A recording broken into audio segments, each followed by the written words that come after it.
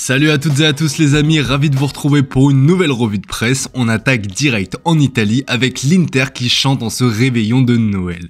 La Gazzetta dello Sport célèbre son capocannoniere Marcus Thuram, buteur hier lors de la victoire 2-0 face à Comme.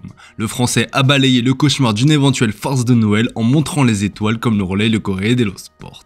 L'Inter d'Inzaghi est tombé sur une équipe qui a fermé le jeu et qui a posé pas mal de problèmes, mais l'essentiel est sauf, à savoir revenir à 3 points du leader, l'Atalanta, grâce à ce succès. Point important, l'Inter compte aussi un match en retard. Dans la botte, on évoque aussi l'un des dossiers chauds de cet hiver, celui qui concerne Paulo Dybala, comme vous pouvez le voir dans les pages d'intérieur du quotidien italien. 6 photomatch ainsi sur sa une, en clamant que l'Argentin est l'une des 4 recrues espérées par Galatasaray, Dybala est loin d'être parti. L'Argentin a retrouvé la sérénité et entretient d'excellentes relations avec Claudio Ranieri et ses coéquipiers.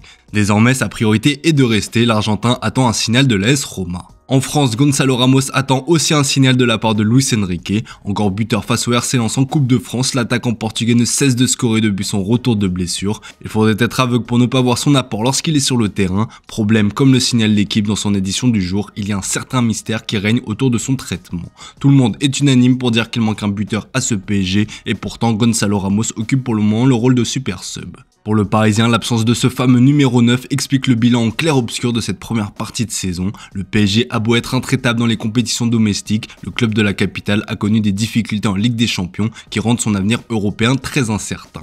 Autre problématique à prendre en compte pour la nouvelle année 2025, le casse-tête des gardiens, comme le rappelle le Progrès, qui de Safonov et Donnarumma gardera les buts entre le PSG et Monaco le 5 janvier prochain lors du Trophée des Champions.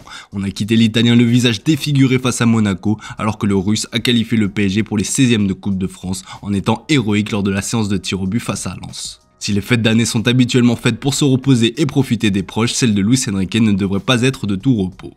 On file en Angleterre où les conséquences de la sortie médiatique de Marcus Rashford sur un nouveau challenge à relever se font encore sentir. Interrogé de nouveau sur le sujet, Ruben Amorim a critiqué le camp de Marcus, comme le placard The Sun ce mardi.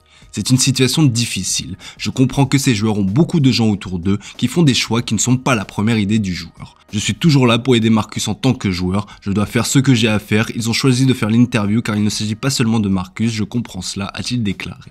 Le Daily Star résume cette déclaration en mettant au pluriel les décisions de Rash. Il semblerait en tout cas que le nouvel entraîneur de Manchester United compte sur son joueur, reste à savoir si le coach portugais justifiera cette prise de parole par des actes. On rappelle que l'anglais a été écarté lors des 3 dernières rencontres. Outre-Manche, il est aussi question de la blessure de Bukayo Saka comme le relaie le Daily Mirror qui partage la douleur de l'anglais. Le verdict est tombé, il sera absent au moins 2 mois en raison d'une déchirure des ischio-jambiers. L'absence de Saka jusqu'à au moins fin février est un coup dur pour Mikel Arteta, même si l'on craignait que l'ailier ne soit mis à l'écart encore plus longtemps. On le sait, le Boxing Day où le titre se joue généralement arrive et pour Arsenal, aborder cette période sans la star est un défi compliqué. Le Daily Mail relaye aussi l'absence longue durée du joueur. C'est un coup dur évidemment pour la star anglaise de 23 ans qui n'avait manqué que 7 matchs en 3 saisons et demie avant de s'effondrer face à Crystal Palace. Direction l'Espagne maintenant avec la presse madrilène qui n'a de yeux que pour Kylian Mbappé. Alors qu'on soit d'accord, c'était déjà le cas, sauf que la différence maintenant c'est que tout roule pour le Kicks. L'adaptation est terminée pour le français qui s'est même mis en mode Cristiano comme vous pouvez le voir sur la une du journal AS, rien que ça.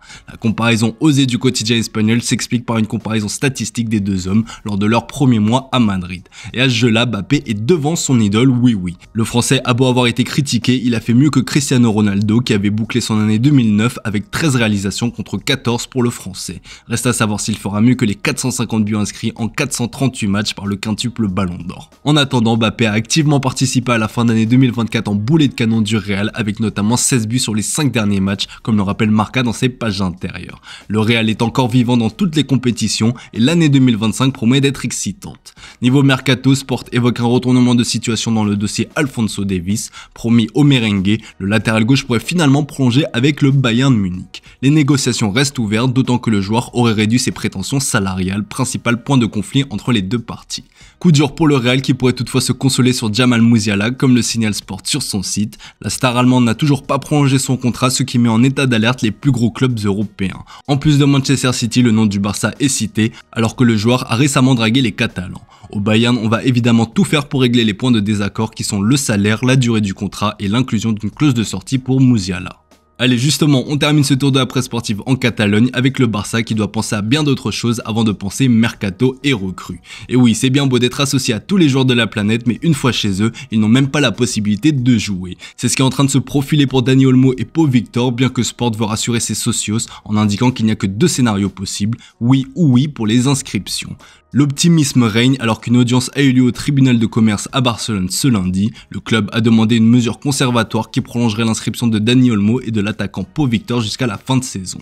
Comme le rapporte Mundo Deportivo, la Liga a envoyé plusieurs avocats au tribunal, estimant que le Barça n'obtiendra pas gain de cause. La décision du juge est attendue ce vendredi.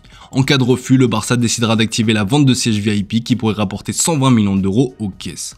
Pour Sport, ce serait la meilleure solution puisqu'elle permettrait également d'officialiser les prolongations de Pedri et de Gavi. Il ne manque que les sous pour valider leurs nouveaux bails qui s'étendront jusqu'en 2030.